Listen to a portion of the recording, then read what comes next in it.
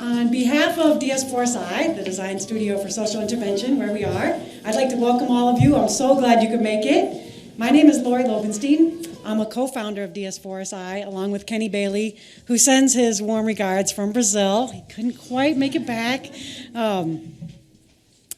DS4SI partners with communities, artists, and social justice practitioners to imagine, demonstrate, and collectively rebuild places to be more just and vibrant. This design gym, where we're standing today, is a newly imagined community infrastructure. It's a mashup, a place to work out your ideas, to stretch the muscles of imagination, connect with neighborhood artists and organizers, imagine and prototype new solutions, learn design techniques, and more. Since we opened last fall, we've had over 250 people sign up for free classes that range from sewing to civic design, from participatory action research to radical woodworking. Some of you might have been in those classes. And we've partnered with artists across the city to prototype new civic infrastructure like dance courts and public kitchens. As we continue to engage BIPOC communities in world building at the scale of the neighborhood, the city, and beyond, it's transformational and unprecedented to have this kind of support from the city of Boston. Multi-year funding like this is vital to our ability to grow our small but awesome staff, to further our visions for aesthetic justice, to offer all of our design gym programming for free, and to imagine our own future right here in this building on DSNI's historic land trust. I believe I can speak on behalf of this amazing cohort of grantees when I say how much this grant means to all of us as we work, dance, and collectively create a more equitable and vibrant future for all of Boston. I'm honored to introduce our next speaker, a fellow artist, I might add, Mayor Michelle Wu. Hold on, I got some thoughts. I believe we share a deep belief in the ideas and arrangements of aesthetic justice, in the power of artists to provoke critical thought, and in the possibilities for new public infrastructures yielding greater equity and vibrancy here in Boston. The first time we met, you were challenging then Mayor Walsh about that soccer stadium. We loved your commitment to a process that was more equitable and a solution that was more environmentally sound. We appreciate how you've continued these efforts, from partnering with young people at PowerCorps to helping create a Green New Deal city, and to engaging artists as grant makers, like our cultural advisory team, some of whom are here today, that were such a part of imagining a new arrangement of funding and supporting us grantees in getting this grant. So with respect and gratitude, I'd also like to give you a copy of our book and a Design Gym shirt. Thank you so much for joining us, and thank you. Thank you so much, Lori, and to everyone at DS4SI for hosting us here in this incredible space.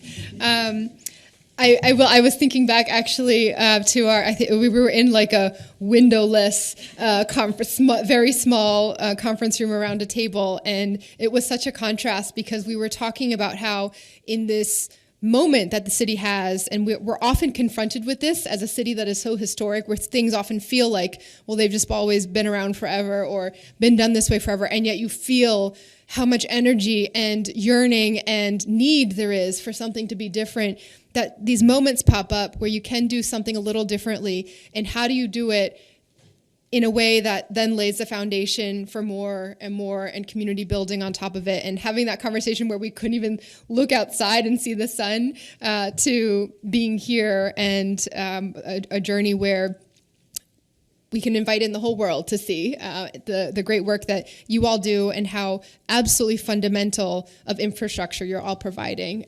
Thank you, thank you. I am really excited to be here with so many incredible organizations.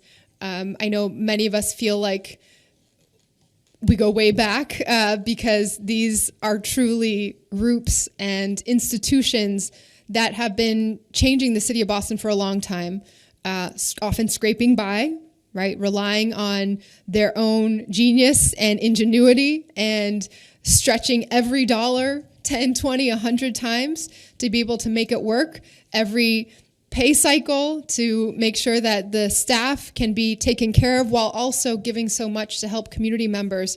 And if we're serious about wanting to right the wrongs that we may have inherited or stepped into, but that are still very present around us today, if we're serious about wanting to ensure that every Bostonian has a chance to thrive and connect and create and grow, there have to be investments at the scale for stability, at the scale for innovation, at the scale for growth and ingenuity. So thank you to the chief architect of this, her genius and stewardship and that of her team, our chief of arts and culture, Cara Elliott Ortega,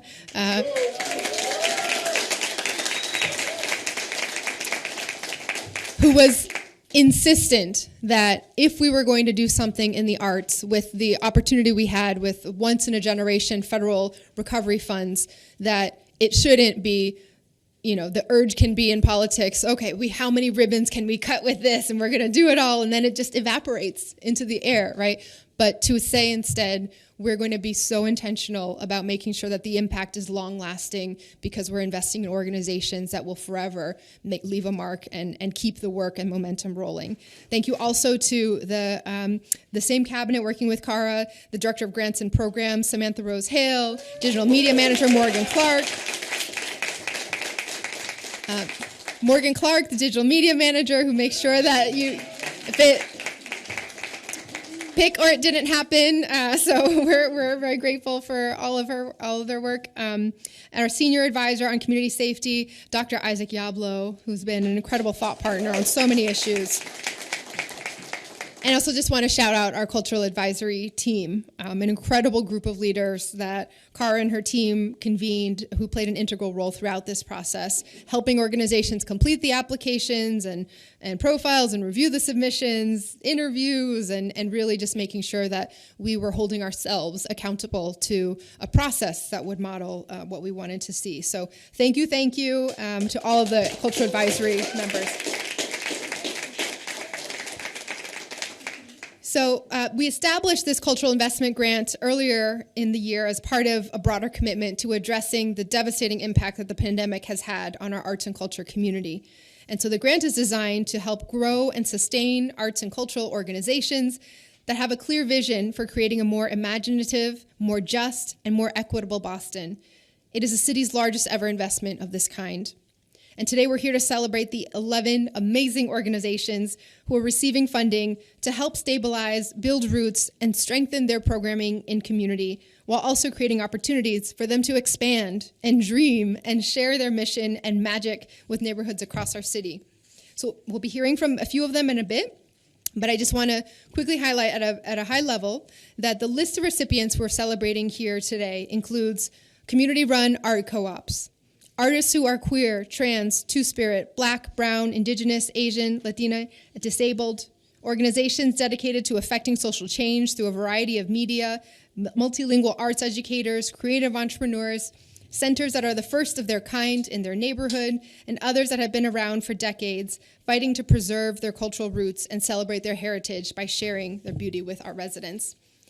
In so many ways, the organizations we're celebrating here today, regardless of this investment or not, would continue to be the lifeblood of our communities. They were going to find a way to make it work, no matter what. So we're excited today that we hope we can just provide that little extra bit of breathing room, that little extra bit of being able to dream and grow, the spaces that you already create for our communities, for hope and healing and strength and joy, to get to work every day to create a better world for all of us. So I'm here not just to say congratulations to all of the grant recipients, but to thank you. Thank you for being and creating the places where so many of our community members go when they need to be filled and inspired in the way that only art can fill and inspire us. Thank you for all that you do in our communities. We are so grateful to partner alongside you. Okay, before I turn it over to our Chief of Arts and Culture, we want to make sure wherever possible we're reaching as many residents as possible. So otra vez en español. Buenos días. A principios de ese año creamos la subvención a la inversión cultural como parte de nuestro compromiso de abordar el tremendo impacto que la pandemia ha tenido en nuestra comunidad artística y cultural. La subvención está diseñada para ayudar a crecer y sostener a las organizaciones artísticas y culturales que tienen una visión clara para crear un Boston más imaginativo, más justo y más equitativo, y es la mayor inversión de este tipo en la historia de la ciudad. Y hoy estamos aquí para celebrar las 11 increíbles organizaciones que recibirán fondos de la subvención para ayudarles a estabilizarse y fortalecer su programación en sus comunidades, mientras crean oportunidades para que puedan ampliar y compartir su misión con los barrios de toda nuestra ciudad. Dentro de un rato escucharemos a algunos de ellos, pero rápidamente quiero destacar que la lista de beneficiarios que celebramos hoy aquí incluye cooperativas artísticas comunitarias, artistas queer, trans, negros, indígenas, asiáticos, latinos y artistas con discapacidades, organizaciones dedicadas a lograr el cambio social a través de diversos medios, educadores artísticos, multilingües y empresarios creativos. En muchos sentidos, las organizaciones que celebramos hoy aquí son el alma de nuestra ciudad. Son espacios en los que nuestras comunidades encuentran esperanza y la fuerza y la alegría necesarias para levantarse cada día y ponerse a trabajar para crear un mundo mejor para todos nosotros. Así es que no solo quiero felicitar a todos los beneficiarios de las subvenciones de hoy, sino también darles las gracias. Gracias por crear los lugares a los que tantos miembros de nuestra comunidad usan cuando necesitan llenarse e inspirarse de la forma en que solo el arte puede llenarnos e inspirarnos. Gracias. Okay, and now I get to hand it over to our incredible Chief of Arts and Culture, Cara Elliott Ortega.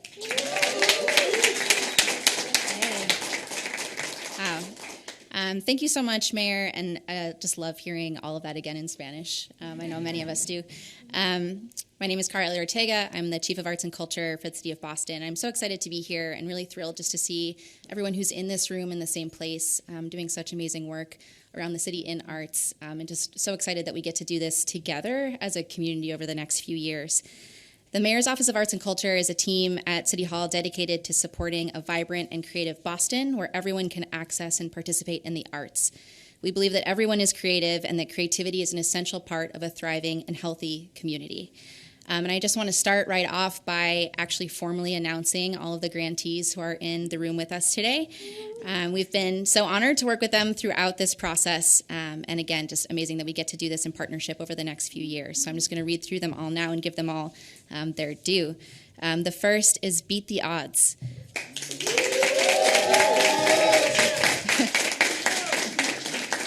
Beat the Odds is a multidisciplinary arts organization based in Grove Hall that is dedicated to working with and alongside young people to develop the skills necessary to build a career in the creative world while caring for their mental health so that they can navigate the complexities of today's society. Next is Dorchester Art Project in partnership with Boston Little Saigon Cultural District.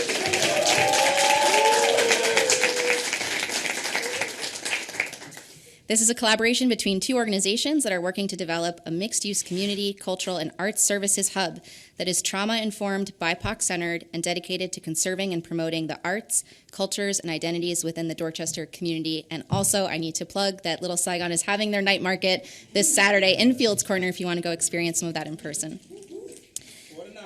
4 to 9 p.m., thank you. Next, Boston Art and Music Soul Festival, a cultural movement...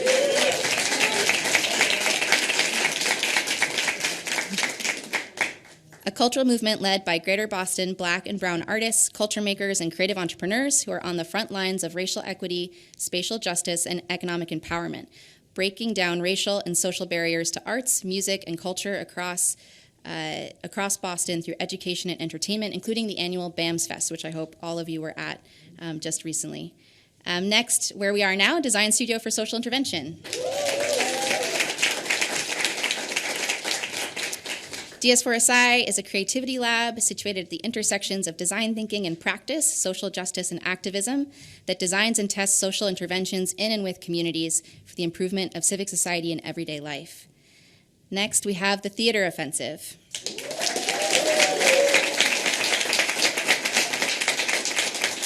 The Theater Offensive is a social change organization using theater and the performing arts as cultural organizing tools. Building on a 3-decade history of nationally recognized programming, TTO serves Boston's queer and trans people of color and their allies, families, and friends with groundbreaking theater, arts education, and civic engagement offerings. Next, we have Veronica Robles Cultural Center.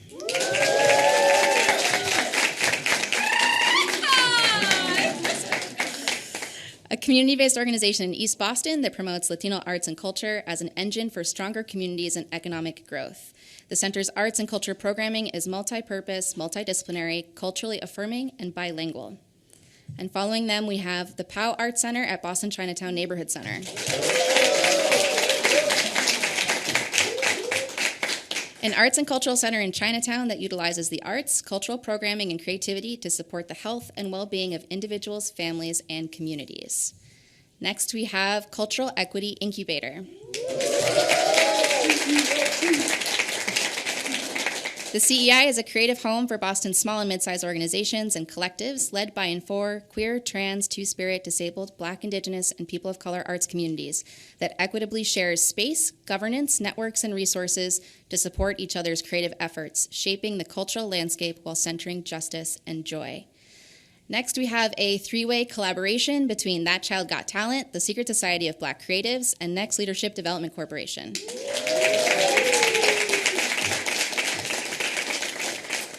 This is a collaboration that collectively provides filmmaking-focused arts and cultural experiences to Boston residents and a workforce pipeline to the growing film and advertising industries in Massachusetts, specifically for young Black creatives. Next, we have Jean Apollon Expressions.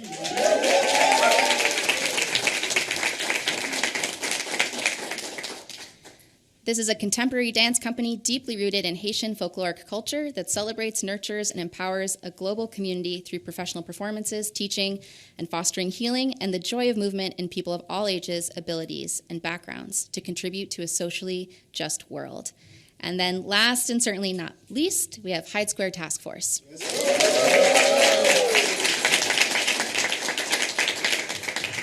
Hyde Square Task Force is an organization that amplifies the power, creativity, and voices of youth, connecting them to Afro-Latin culture and heritage so that they can create a diverse, vibrant Latin quarter and build a just and equitable Boston. And those are our 11 grantees and partners.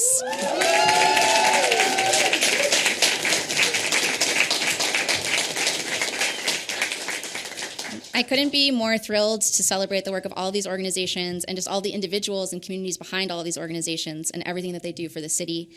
And I also want to share just a little bit quickly about how many firsts there are in this program. This is the first program at this scale of investment in arts and culture from the city of Boston, totaling over $7 million. It's the first time that we created a community-led grant review process through the Cultural Advisory Team. As the mayor mentioned, it's a committee of Boston residents, staff from other city departments, local funders, and I want to thank them for all of their hard work. Through their involvement, we were able to pilot something that we've never been able to do before, which is a more holistic and participatory approach to grant making. That positions community members as key decision makers in a program that really has the power to change their lives as residents and the lives of everyone in the city of Boston. This is also the first multi-year city investment in arts organizations. This allows the work to grow in a more sustainable way and to really be able to think about not just how we get through today or tomorrow or the day after, but to be able to really plan ahead and dream. And that's a rare opportunity for any nonprofit. And so this is an incredibly exciting moment to be able to do that. And that was really the North Star of this program. As the mayor mentioned, we really asked ourselves, if we picture the kind of cultural life that we want to see thriving in Boston 5, 10, or 20 years from now, what are investments that we can make today to ensure that future? Because in each of these organizations, what you'll find is, yes, definitely amazing creative artistic work and cultural programs, but you'll also see what it looks like to advance racial justice, social, economic, and health equity in the city of Boston. And that includes everything from new brick and mortar facilities by and for LGBTQ, Haitian, Afro-Latinx communities, and so many more, all the way to a city where young people can really thrive with mental health support, workforce development opportunities, and real holistic consideration for their well-being and the well-being of their families and communities. So I want to a huge, huge thank you that I want to give to the mayor, to the Arts and Culture Office, the Grants and Programs team, the Culture Advisory team, and again, all of the staff and community behind every one of your organizations. Thank you so much for your dedication to creating a thriving city of Boston. And now I'm going to turn it over to a couple of our grantee partners. We have representatives from two wonderful organizations, Beat the Odds and Jean Apollon Expressions, who are going to share a few words. So to start, I'd like to welcome Camila Rojas Pagan, Executive Director of Beat the Odds.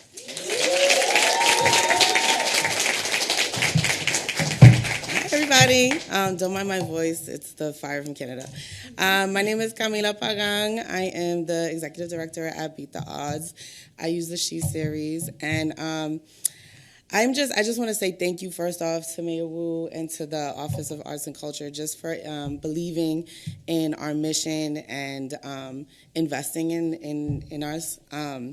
Beat the Odds is a creative youth development program that is focused on addressing mental health and trauma through music and arts. In 2019, a group of us, friends, we were inspired by Nipsey Hussle. Unfortunately, after his death, we were just inspired by what he was doing in his community, and we were like, yo, we got to get together and do something for our community.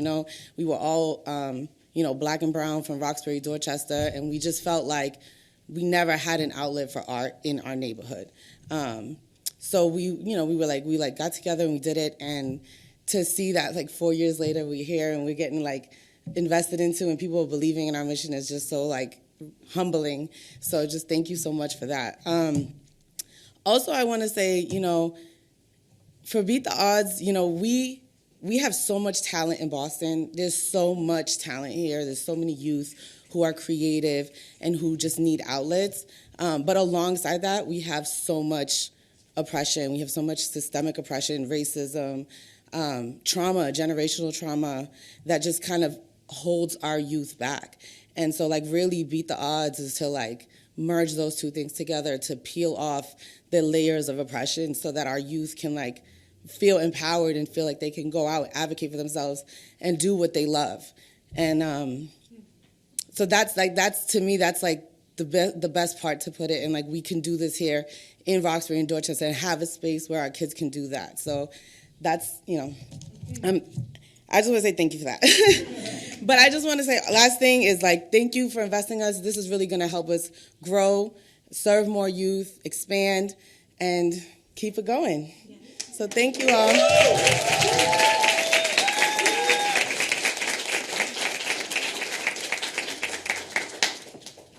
Thank you so very much again. I want to say thank you to each and every one of you being here, but also to the mayor of the city. I want to say thank you because we had a dream. I had a dream since I was a young boy to dance, and my parents was like, dance was not for you. And coming to Boston after my father was killed in Haiti, and being here to know that I could cross the street and dance at the dance complex, go to many other dance space, and be like, oh my God, I need more of my culture here. And because there was nothing about Haiti here. And when we start playing the drums to see everybody in the community, and we want to invite you, Mayor Wu, to come and dance with us. Saturday class it's a pumping class, so I would like to have every one of you. But I would like to say thank you to the team who really helped us, Kenny, Mariana, Kara, Samantha. I want to say thank you because we felt like we were very supported throughout this process. Because to have our board members also being here with us, and we were in the interviews and thinking about, oh my God, can we really get this? Because we've been working here for over 18 years trying to make this happen. But to see also other kids, young kids that we've been working in the city and also in Haiti and now in Dominican Republic, to see them really continue to be on Zoom with us, dancing with us every Saturday, it's something that truly warmed my heart. But I would like to also invite other entities here who wants to continue to elevate the city for the better, to really help with the mental stress that we are dealing, all of us, to just kind of feel like a community again so we don't see the violence that's going on all over the city, all over the world, to stop for a minute. Because when we dance together, the world gets better. So please come in and please join us. And anytime you want to really shake it off, call us because we are here with the live drumming, with the movement to continue to do it better. So thank you again to all of you, and I want to say thank you again to the city of Boston. Thank you.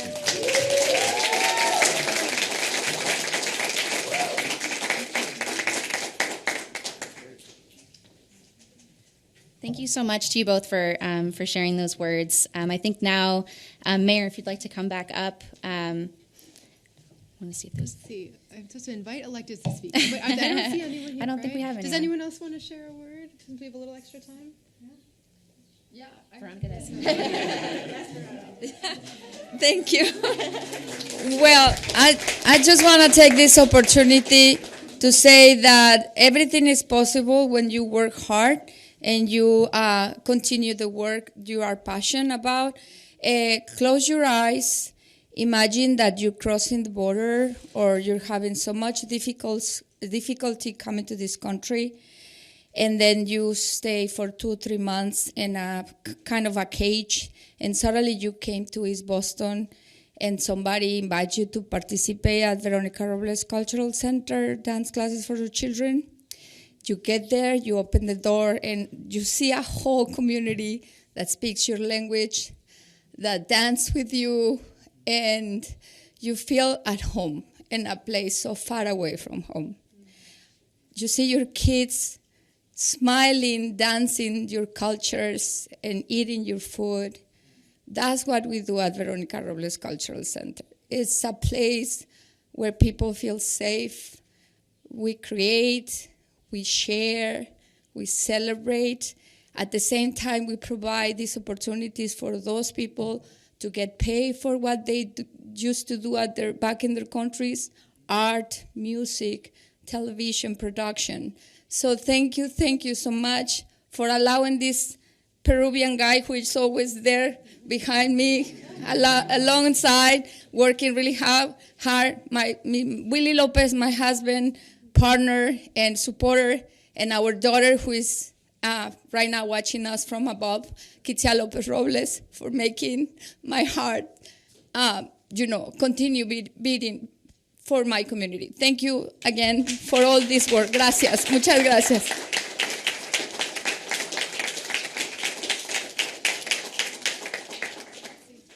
Any media or anyone else have any questions for anyone up here? We're good? Okay, then, did you want to say something? Okay, Isaac, you hablo. Good afternoon, everyone. I will keep it very short. So the mayor said it and Chief said it. I'm here to say thank you to all of you for being here, and then to all of the amazing creatives that are here that have been granted this funding. Safety, for me, I am the mayor's senior advisor for community safety. My job is to, I like to say, do the work before the police come and then step back in once they leave, right, and help the community come together. So much of community is rooted in art, and for a while, arts and culture has been doing amazing things without the support of the safety infrastructure within the city. And so I'm here again to say thank you and to make the commitment to move forward and support the Mayor's Office of Arts and Culture in any way possible, to support all of you that have received funding, and to make myself available in any way possible moving forward. So thank you all.